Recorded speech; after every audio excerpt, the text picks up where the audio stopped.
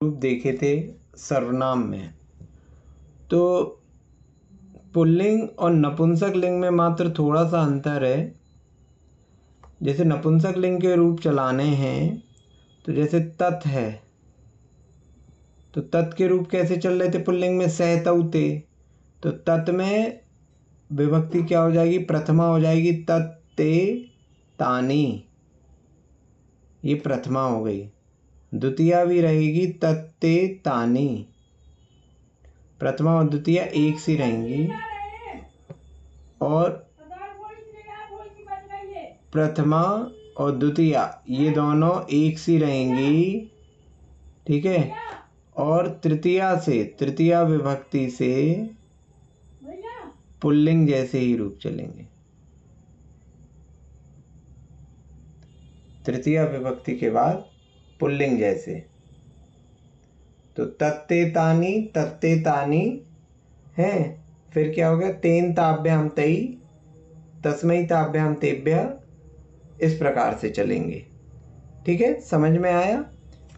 इसी प्रकार यत के रूप। भैया जी पेज नंबर कौन सा है? पेज नंबर ये नहीं दिया है, ये आपको अलग से लिखना है। यत ये यानी, ठीक है।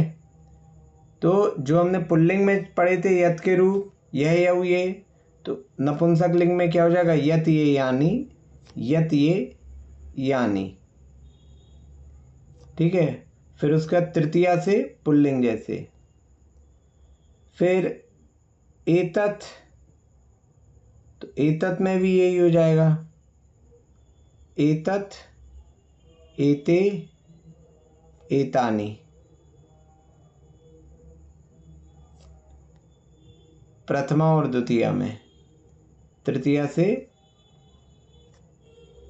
पुल्लिंग जैसे। किम, किम के हो जाएंगे, किम के कानी, किम के कानी, किम के कानी। फिर उसके बाद पुल्लिंग जैसे ही। तो ये आपको याद रखना है कि आप तत्, एतत्, यत या किम, इनमें से किसी के भी रूप चला रहे हैं तो ये रूप जो हैं ये नपुंसक लिंग में प्रथमा द्वितीया में एक से रहेंगे, तत्ते तानी, और तृतीया से पुल्लिंगवत कार्य करेंगे जैसे पुल्लिंग में होते हैं। ठीक है,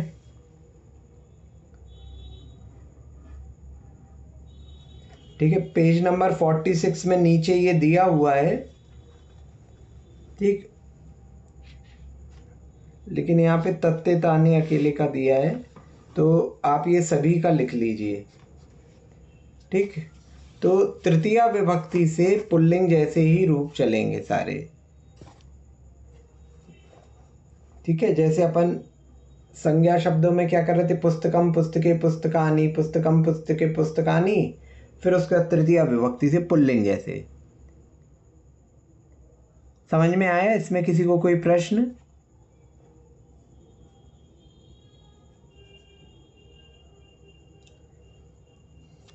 कोई प्रश्न किसी का? अब इनका उपयोग कैसे होगा? तुम पढ़ते हो, तुम पढ़ते हो तो हमने कह दिया त्वम पठसि, ठीक है। अब यहाँ पर हमने प्रश्न कर लिया, तुम क्या पढ़ते हो?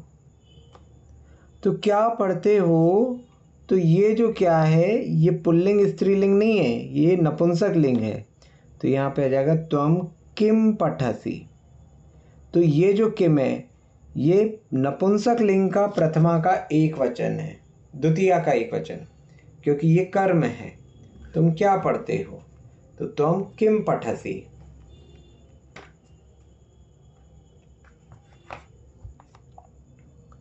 मैं यह पुस्तक पढ़ता हूँ। उत्तर में उसने कहा मैं यह पुस्तक पढ़ता हूँ। तो मैं पुस्तक पढ़ता हूँ, अहम पुस्तकम, पुस्तक यहाँ कर्म हो गया, अहम पुस्तकम पठामि। अब यह पुस्तक, तो क्या अपन ने पढ़ा था कि विशेष विशेषण में विभक्ति, लिंग, वचन सब एक सा रहता है। तो पुस्तक नपुंसक लिंग में है, तो यह भी जो है वह नपुंसक लिंग का आएगा, और पुस्तक कर्म है तो यह भी द्वितीया का एक वचन आ जाएगा। तो यह के लिए क्या प्रयोग होता है? एतत्। तो एतत् के लिए क्या है? एतत्, एते, एतानि। तो यहाँ क्या लिखेंगे? एतत् पुस्तकम, एतत् पुस्तकम पठामि, अहम एतत् पुस्तकम पठामि। ठीक है,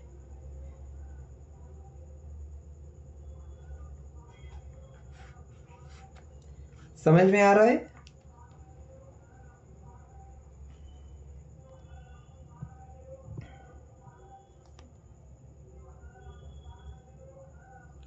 ये पत्ते वृक्ष से गिरते हैं। ठीक है, तो वृक्ष से पत्ते गिरते हैं, तो पत्ते गिर रहे हैं, पत्र बहुवचन है, नपुंसक लिंग का होता है। तो पत्राणि वृक्ष से, तो वृक्षात पंचमी विभक्ति लगेगी। और पतंती, बहुत सारे पत्ते गिर रहे हैं, तो पतंती। अब पत्राणि जो है ये लिखा हुआ है, तो ये क्या हो गया? नपुंसक लिंग का बहुवचन, उसका कर्ता का। यहाँ पत्ते कर्ता है, कौन गिरता है? पत्ते गिरते हैं, तो ये क्या हो गया? कर्ता। तो यहाँ पे प्रथमा का एक वचन लगेगा, तो प्रथमा का एक वचन ये के लिए क्या हो जाएगा? सॉरी, बहुवचन लगेगा, पत्ते गिरते हैं, प्रथमा का। तो एतत्, एते, एतानि। तो एतानि पत्राणि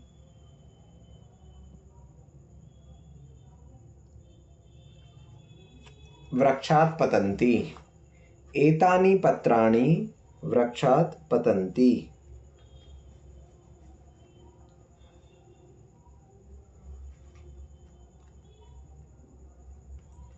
समझ में आया?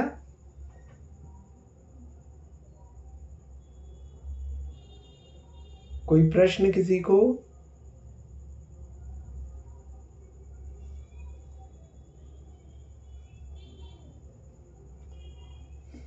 क्लियर है? किसी को कोई प्रश्न नहीं? आगे चले। भैया यहाँ पर ये जो ये है, ये सब मतलब विशेषण है ना, ये मतलब ये जो सर्वनाम तो नहीं है। सर्वनाम अभी जैसे आप पढ़ रहे सर्वनाम, बट ये तो विशेषण हुए। हाँ, तो सर्वनाम के रूप में विशेषण दिया है वह। विशेषण क्या रहेगा? संज्ञा सर्वनाम से जो विशेषण बनेंगे। नहीं, जैसे पत्ते तो संज्ञा है, संज्ञा का विशेषण है ये। तो कौन से पत्ते? तो यहाँ पर यदि नहीं, पर ये जो है ये सर्वनाम है ना, ये मतलब सर्वनाम है या विशेषण? ये विशेषण है, सर्वनाम नहीं है ये। देखिए, विशेषण जो है, विशेषण संज्ञा सर्वनाम के ही बनते हैं। अच्छा अच्छा। हाँ, यदि उन शब्दों को विशेषता के रूप में प्रयोग किया जाए तो वो ही विशेषण है, और यदि वो अलग से प्रयोग किए जाएं तो वे ही संज्ञा या सर्वनाम है। ये वृक्ष से गिरते हैं, तो ये ही क्या हो जाएगा? सर्वनाम हो जाएगा। एतानि वृक्षात् पतन्ति।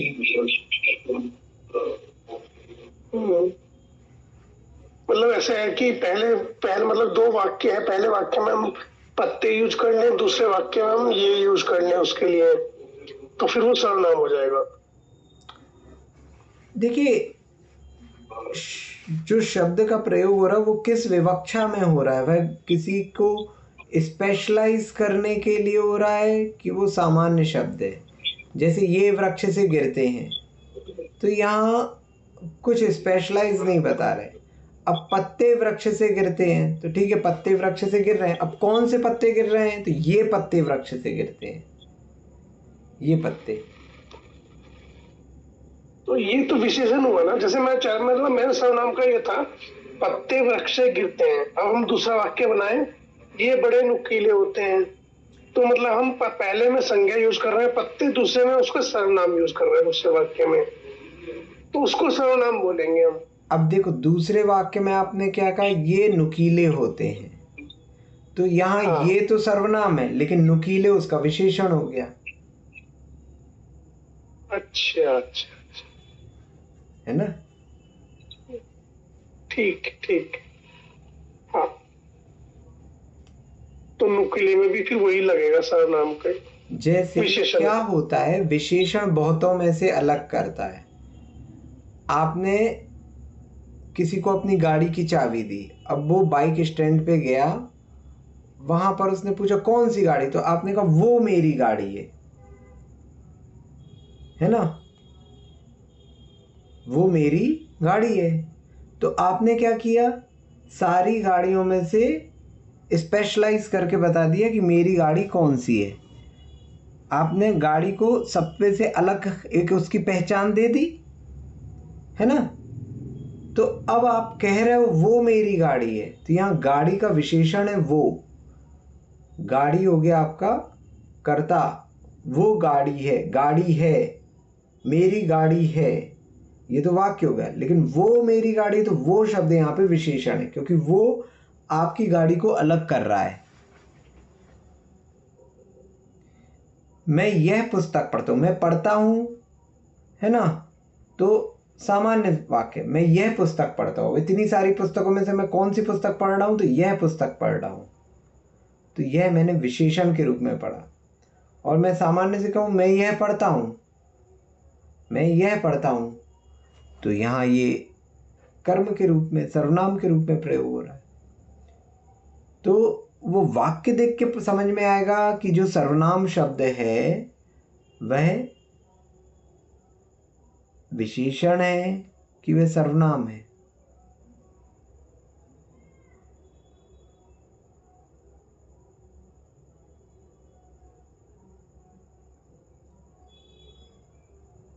धीरे धीरे प्रैक्टिस से आएगा वो।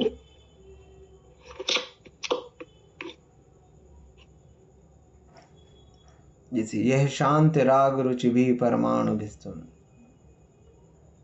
ना, तो शांत राग, ये शांत राग मूर्ति।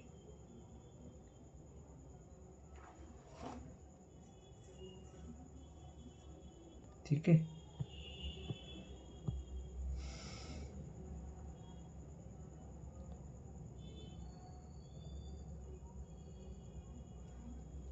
तो इस प्रकार इन शब्दों का प्रयोग होता है नपुंसकलिंग में। इसके पश्चात स्त्रीलिंग के शब्द आते हैं।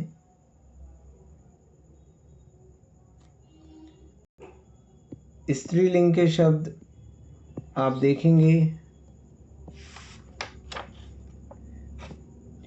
अष्टम पाठ में ही, पेज नंबर 45 में। तो पेज नंबर 45 में नीचे आप देखेंगे स्त्रीलिंग तत्शब्द। यहाँ पे तत्शब्द के स्त्रीलिंग में रूप दिए हैं। पुल्लिंग में हमने पढ़े थे सै तौ ते, तम तौ तान, तेन ताभ्याम तई। लेकिन स्त्रीलिंग में किस प्रकार चलेंगे, तो सा ते ताह, ताम ते ताह, तया ताभ्याम ताभिः, तस्यै ताभ्याम ताभ्यः, तस्याः ताभ्याम ताभ्यः, तस्याः तयोः तासाम, तस्याम तयोः तासु। ये स्त्रीलिंग में शब्द हो गए। ये तो भैया लता जैसे ही हुए ना।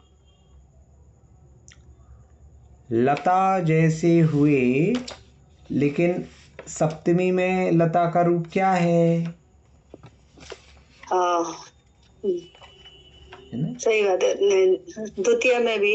हाँ, तो सब जगह वैसे नहीं है, द्वितीय में तो वैसे ही है, ताम ते ता, लताम लते लता, है ना? चतुर्थी में नहीं है, ही नहीं बैठा वैसा। पंचमी में, षष्ठी में वैसे नहीं है। ठीक है, हाँ, लेकिन ये है कि अगर आप ये वाले याद कर लेंगे तो आप बाकी सर्वनाम के बना सकते हैं। कैसे? सा ते ताः ताम ते ताः तया ताभ्याम ताभिः।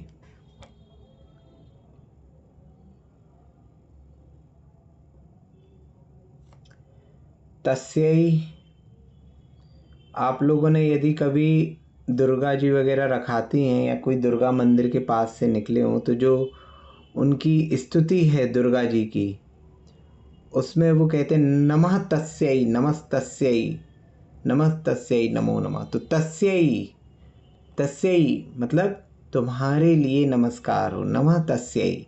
तो वो जो तस्यै है, चूँकि वे देवी हैं, देवी हैं तो स्त्रीलिंग का प्रयोग होगा। अपन तुभ्यम नमः कहते हैं क्योंकि हमारे आराध्य पुरुष हैं, पुल्लिंग शब्द का प्रयोग है। तो तुभ्यम, वहाँ तस्यै शब्द का प्रयोग होता है, तस्यै नमः। ठीक है। तस्से का मतलब तुम तो नहीं हुआ ना, तुम्हारे लिए तो नहीं हुआ, आपके लिए नहीं, आपके लिए नहीं, यहाँ पे हो गया उनके लिए, उनके लिए नमस्कार है। तो वो देवी हैं इसलिए तस्से, तस्याः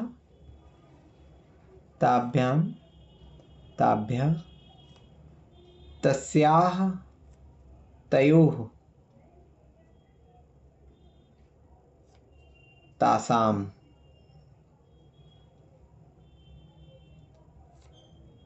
तस्याम तयोः तासु। ठीक है, ये आपके हो गए। ये किसके हो गए? तत् के, अर्थात वह के, स्त्रीलिंग में। अब अगर एतत् के चाहिए तो एतत् के क्या हो जाएंगे? एतत् अर्थात आपका हो गया यह, तो वही पुराना हो जाएगा, सब में ए जोड़ दो, है ना। तो यहाँ क्या हो जाएगा?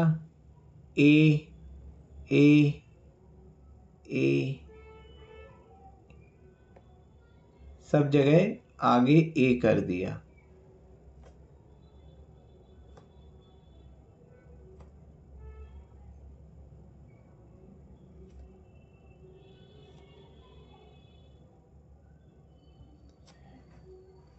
सब जगह जो तत् के रूप थे उसमें ए कर दिया। अब यहाँ पर देखेंगे कि जो प्रथमा का एक वचन है वहाँ ऐसा आ रहा है। कल हमने पढ़ा था कि आ और आ अनामी को छोड़कर शेष कोई स्वर के बाद अगर सा आएगा तो वह शा हो जाएगा।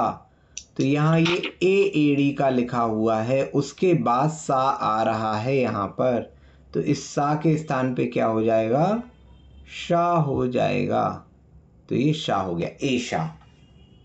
तो इसलिए यहाँ एशा एते एताः, एताम एते एताः, एतया एताभ्याम एताभिः, एतस्यै एताभ्याम एताभ्यः, एतस्याः एताभ्याम एताभ्यः, एतस्याः एतयोः एतासाम्, एतस्याम् एतयोः एतासु।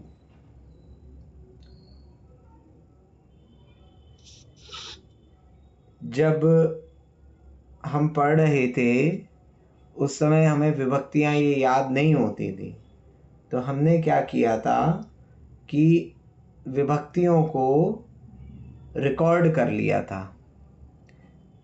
मतलब जैसे राम है रामौ रामः, रामम रामौ रामान, रामेण रामाभ्यम राम, ऐसे करके फिर नपुंसकलिंग में फिर लता लते लताः, फिर उसके बाद अस्मत् युष्मत् के अहम आवाम वयम माम आवाम अस्मान्। तो ऐसे करके लाइन से पूरी विभक्तियाँ हमने रिकॉर्ड कर ली थी मोबाइल में। और फिर क्या करते थे, सुबह जैसे अपना काम करते रहते थे तो उस रिकॉर्डिंग को बजा लेते थे, तो करीबन 15-20 मिनट तक वो सुनते रहे। तो क्या होता था, डेली वो आप सुन रहे हैं तो आपको धीरे धीरे करके याद हो जाएगी।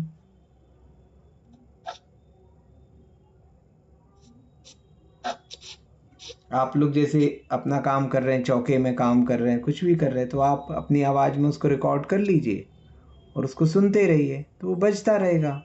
वो बजता रहेगा तो 10-15 मिनट में ही तो सारी हो जाएंगी। तो वो चीज़ क्या है, सुन के जैसे हमें गाने याद हो जाते, कोई चीज़ याद हो जाती, तो ये चीज़ सुन के विभक्तियाँ हमको याद हो जाएंगी। ऐसा प्रयास आप लोग कर सकते हो। आप लोग के और भी प्रयास होंगे, जैसा जिसको सूट करे। तो अब आगे हमारे पास एक और शब्द है यथ। यथ का अर्थ होता है जो, तो इसका स्त्रीलिंग में क्या हो जाएगा, तो ता के स्थान पे या करना है। भैया जी इसमें तस्याम में भी स का श हो जाएगा ना? क्यों होगा? क्योंकि स से पहले ता आ रहा है। और ता में क्या है, ता में आ नहीं लगा, ता में हलंत थोड़ी है, सा के पहले है ना। हाँ तो आ गया तो फिर नहीं होगा, है ना। क्लियर हुआ? इसलिए तासु में भी नहीं होगा। हाँ, वहां बड़ा है, दीर्घ है, तासु, तासाम। आप देखो पूरे में कहीं भी नहीं है, केवल ऐसा में था तो ऐशा कर दिया। बाकी सब जगह ता अगर आया, तस्या, तस्यई, है ना, तो यहाँ पे ता जो है वो आपका आकार के सहित है, ताधन आ है। हाँ हाँ है ना, तो आपका आ गया। आ गया तो सा में कोई परिवर्तन नहीं होगा, क्योंकि हमने क्या पढ़ा है, अनामी में, अर्थात आ और आ, इनको छोड़कर जो बाकी के स्वर हैं उनमें परिवर्तन होगा नामी में। ठीक है, तो यथ, यथ के रूप चलाने के लिए क्या कहेंगे, या, अब ता के स्थान पे सब जगह या कर दो।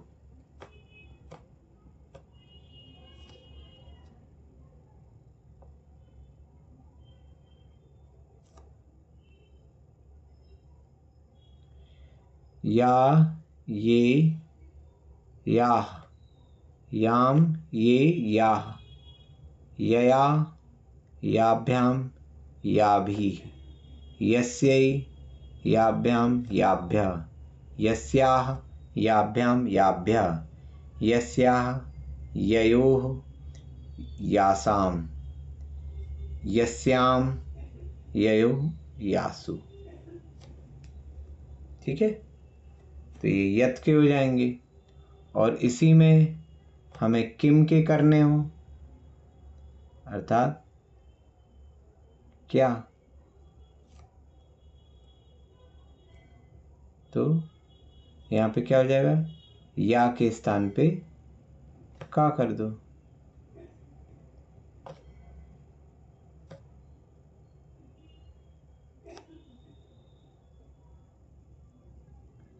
का, के, काह, काम के काह, कया, काभ्याम, काभी, कस्यै, काभ्याम, काभ्यः, कस्याः, काभ्याम, काभ्यः, कस्याः, कयोः, कासाम, कस्याम, कयोः, कासु।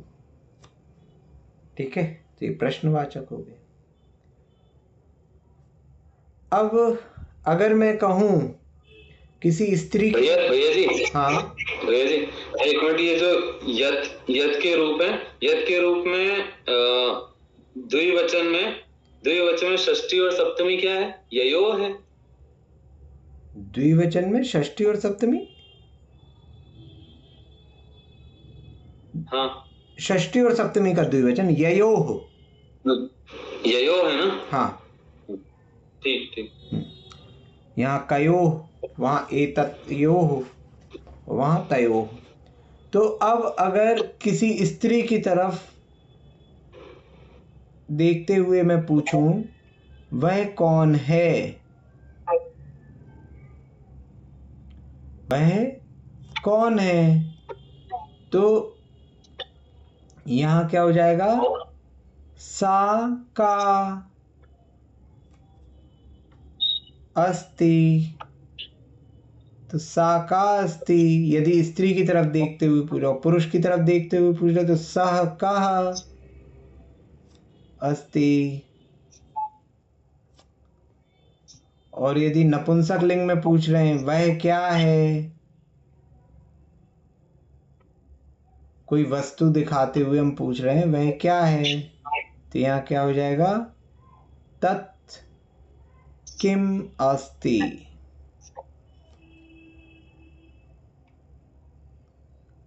समझ में आया? सह कह, सा का, तत् किम। तो स्त्रीलिंग, पुल्लिंग, नपुंसक लिंग में इस प्रकार चलेगा।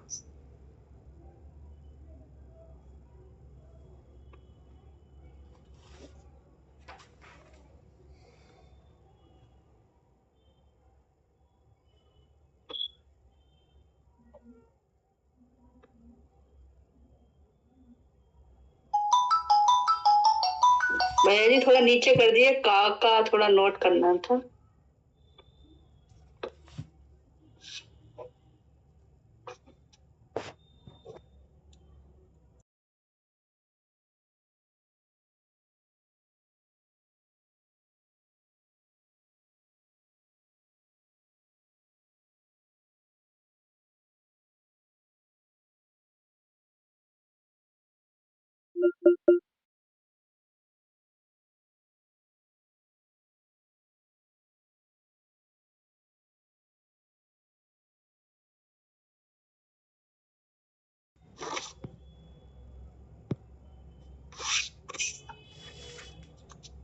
आगे चलें।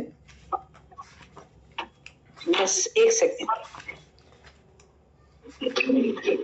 तो कहीं भी आप अगर सर्वनाम शब्दों का प्रयोग कर रहे हैं तो आप ये देख लीजिए कि वह सर्वनाम आप किसके लिए प्रयोग कर रहे हैं, स्त्री के लिए, पुरुष के लिए या नपुंसक के लिए।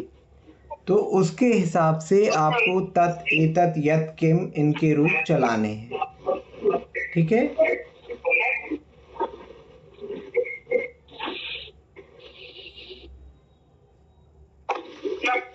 इदम और अदस के रूप अलग चलेंगे।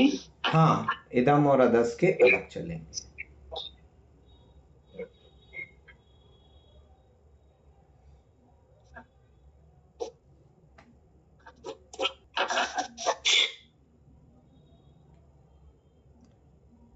ठीक है, आगे चलें। लिख लिया जी। अब देखिए, अब प्लीज म्यूट कर लीजिए। मैंने कहा वह कौन है, तो यदि स्त्री के लिए पूछा जा रहा है तो सा का, पुरुष के लिए पूछा जा रहा है तो सह का, और मैं कह रहा हूं वह क्या है, किसी वस्तु आदि के लिए पूछा जा रहा है तो तत्किम। ठीक है, अब कुछ हम वाक्य बनाएं। वह कन्या इस पुस्तक को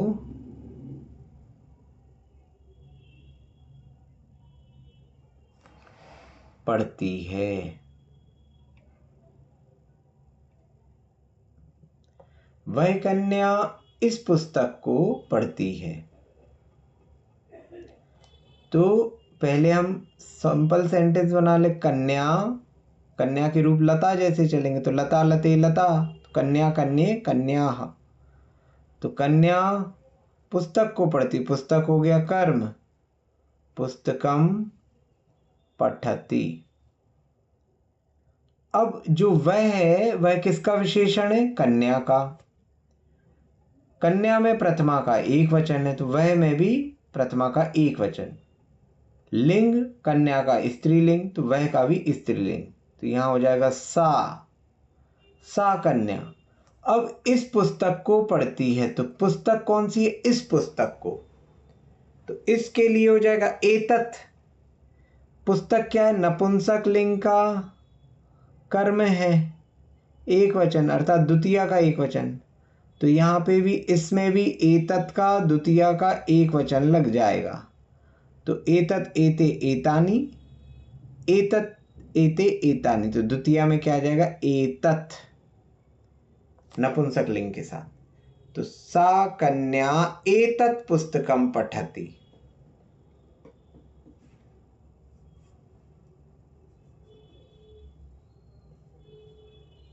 ठीक है।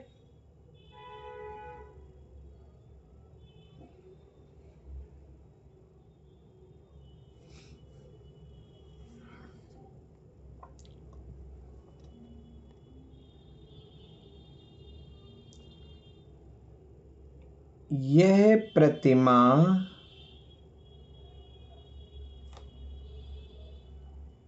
का अभिषेक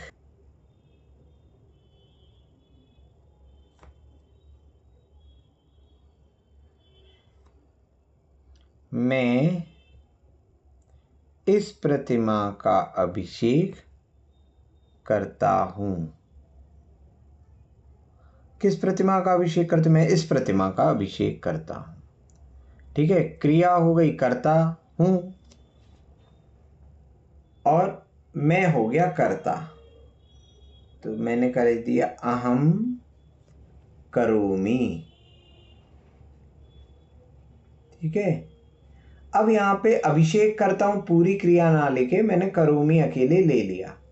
तो अभिषेक क्या हो जाएगा? क्या करता हूँ? अभिषेक करता हूँ। तो अभिषेक हो गया कर्म। तो अभिषेक में द्वितीय विभक्ति लगेगी तो अभिषेकम। अहम अभिषेकम करोमि। अब प्रतिमा और अभिषेक, अब अभिषेक क्या है? क्रिया नहीं है। तो प्रतिमा और अभिषेक का बीच में संबंध आएगा तो यहाँ पे षष्ठी विभक्ति लग जाएगी। तो प्रतिमायाः, आकारांत का प्रतिमा के रूप चलेंगे तो प्रतिमायाः। अहम प्रतिमायाः अभिषेकम करोमि, मैं प्रतिभा का अभिषेक करता हूँ। ये समझ में आया कि यहाँ पे षष्ठी विभक्ति क्यों लगाई? क्योंकि अभिषेक करना क्रिया नहीं ले रहे, क्रिया केवल करता हूं लिया। ठीक है, इस प्रतिमा का, अब प्रतिमा का विशेषण क्या है?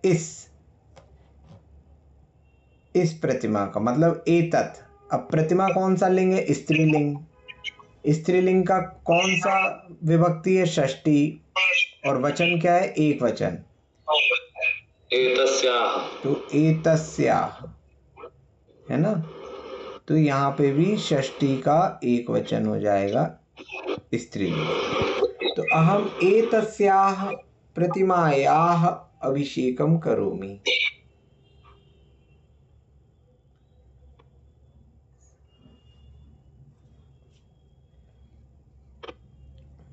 समझ में आ रहा है?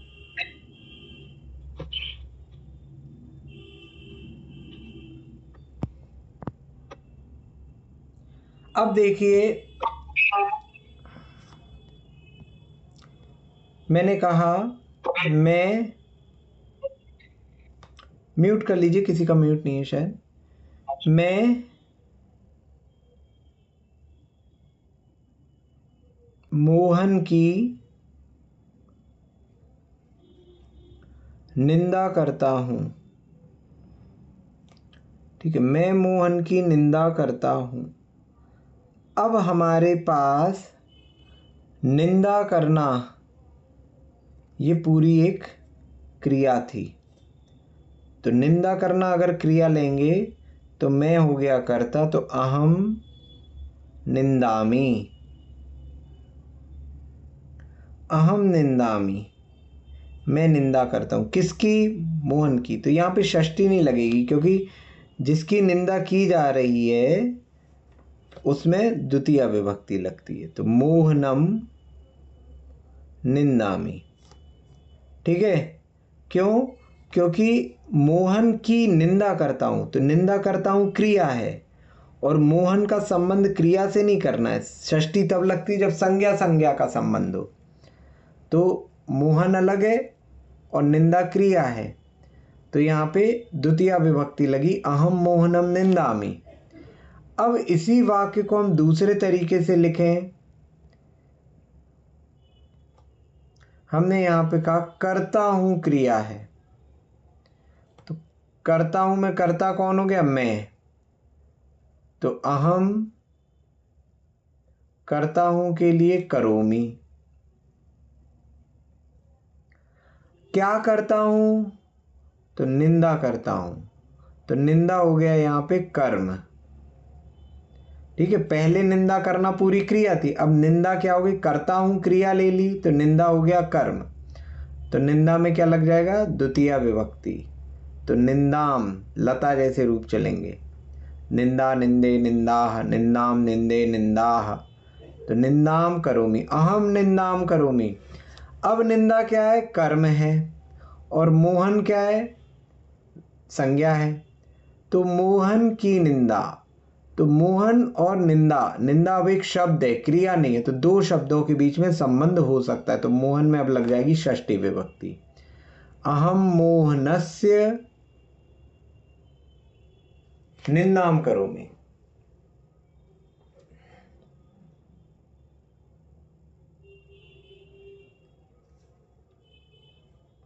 अहम मोहनम निंदामि, यदि निंदा करना पूरी क्रिया ली, और अहम मोहनस्य निंदाम करोमि।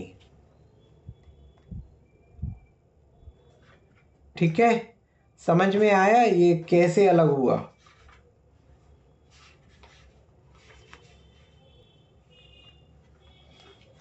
मैं भगवान की पूजा करता हूं, अहम जगदीशस्य या ईश्वरस्य पूजाम करोमि, या फिर इसको लिखेंगे अहम जगदीशम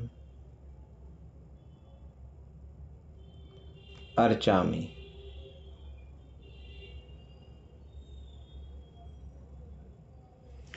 अहम जगदीशम अर्चामि। यदि अर्चामि क्रिया ले ली तो पूजा करना पूरा वही हो गया, तो यहाँ पे संबंध नहीं रहेगा, वह कर्म हो जाएगा जिसकी पूजा हो रही है।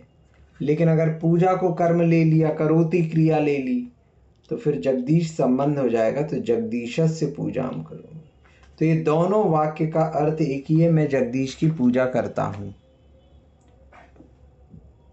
लिखने की विधा अलग। समझ में आया, षष्ठी विभक्ति का प्रयोग करते हुए और द्वितीया विभक्ति का प्रयोग करते हुए। तो करोमि क्रिया, करोति क्रिया आदि रहेगी, तो जो आप कर रहे हैं वह कर्म बन जाएगा, उसके हिसाब से वाक्य बनाए जाएंगे। ठीक है, किसी को कोई प्रश्न?